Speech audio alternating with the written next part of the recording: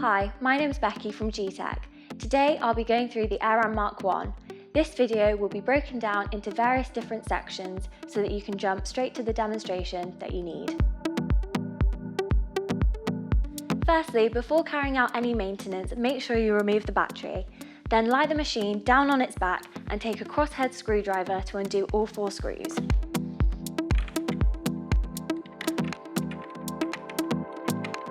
Remove each of the end caps from either side of the chassis and then pull both of the brush bars through the side also.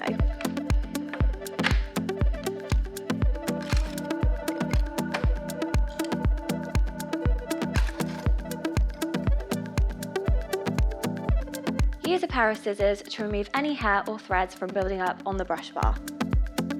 If you need any more information, please visit our website.